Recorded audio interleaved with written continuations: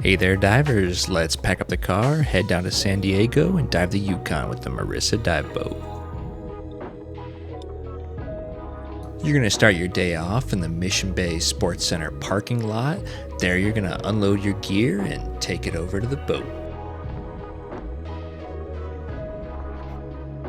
Once you've grabbed your gear, you're going to head over to the left side of the Sports Center here and walk down to the pathway to the docks.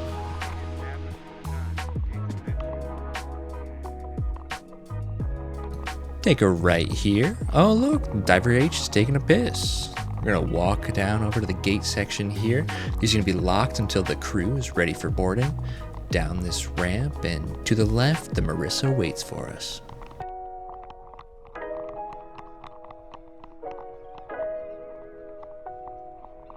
Look at all these happy divers. The Marissa is a tidy little vessel, so try not to bring too many bags and big boxes on board. We like to keep it kind of like a shore dive. Take everything out of your car, put your thermal protection on, and you're ready to go. No extra fluff. Here we are, making our way through the calm waters of Mission Bay. Now we've made it to the open ocean, we can see it's going to be a beautiful, calm day.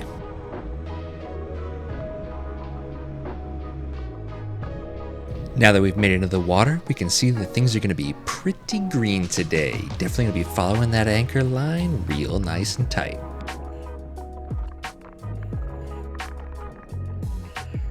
We're basically on top of the wreck by the time we can see it. Conditions are almost night dive-esque. It's very green and very dark. And for this reason, each team sets up a strobe on the down lines. They can see it from a distance.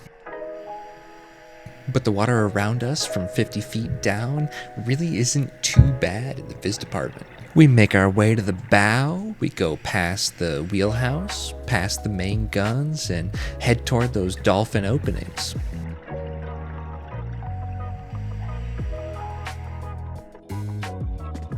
These dolphin-shaped cutouts are located on deck 2. We're going to make an immediate left here, head down to deck 3. From there, we're going to follow for a little ways until we hit kind of a dead end, and then we're going to head right back up to deck 2. Now from here, it's a pretty wide hallway that we're going to head down for quite a ways. I'm doubling back here to take a couple pictures of the boys before taking lead again. You can see that the Yukon is kind of a Swiss cheese ship. There's portholes and openings all over the place, which means technically all we're doing is a swim through right now.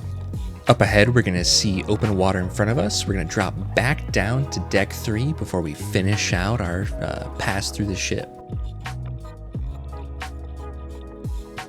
There's the stern opening. I'm going to turn around and take some victory photos of the boys. Those strawberry anemones that encrust the hull create a nice pink-green contrast with the water that we're swimming in. And it took us about 12 minutes from bow to stern to traverse this vessel. Now, fair warning, if you dive with me, I will be treating you as my personal assistant, and I will be directing you where to go and how to shine some lights so I can take some extra spicy photos. Yes, I do it for me, but I also do it for you. Your dating profile will never be better than after a couple dives with me. Wow, would you look at that? That's a ton of backscatter. But the turbine does look cool. Thanks for the help, Brando. Give me that video light and let's get out of here. We're running pretty low on NDL at this point, so we're going to head right to the anchor line and start our ascent.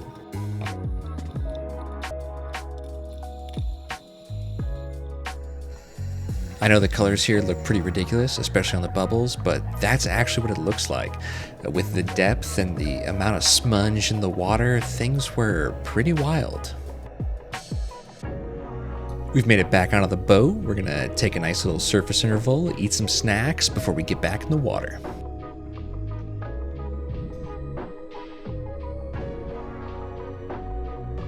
Hey, nice giant stride, Beta. With this dive, we're going to follow that anchor line down, head to the stern, and head right back into the ship. Reverse order this time. Unfortunately, I don't know the ship from this direction, and I think I went one bulkhead too far and lost my way. So we're going to turn back around and head out through an easy opening in the ceiling. You can see a lot of the compartments inside the ship are just full of silt and debris. There's really no reason to go in, and there's nowhere to go once you are. Making our way up through this compartment is kind of awkward with these pipes in the way, so we're going to do a little bit of a serpentine pattern back and forth so we don't have to make a 20-foot ascent in one go.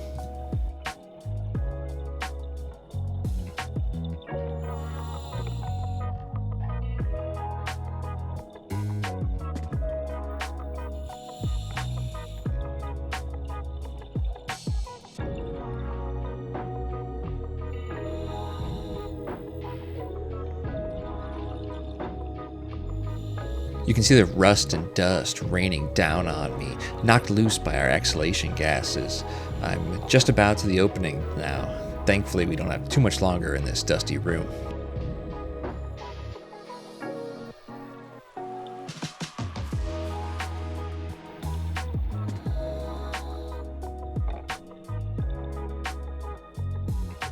Be mindful of the power of the surge moving through the vessel whenever you come to one of these openings. It can be pretty powerful and definitely make you smack into those sides. I got pretty lucky, so I'm going to look back down and make sure that the boys are okay down there. You can see the strobe in the background there. We didn't make it very far into the ship. You can see that the way the rust clouds ripple and the bubbles move here, there's quite a lot of surge and it's really moving on that entranceway. From here, we're going to wrap around the top side of the ship and head back toward the bow. It's incredible to see all the different colors from the colonies of anemones. They kind of duke it out and fight for land on the surface of the ship, even though they're basically the same species. Heading north toward the bow and the bridge, I make Diver H illuminate some structure for me.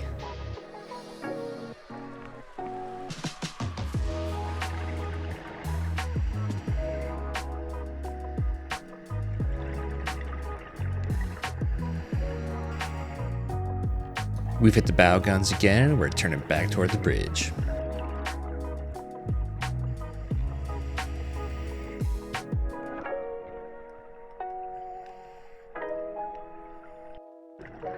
Once we hit these lifeboat davits, I know that we're almost to the downline.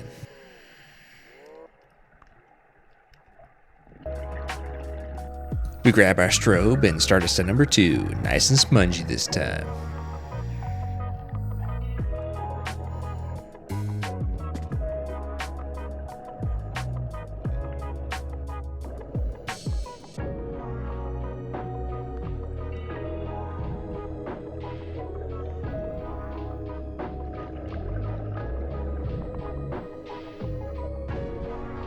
Back on the boat, our diving is done. Let's head back to the bay. Great work, team. I think beer and pizza might be in order.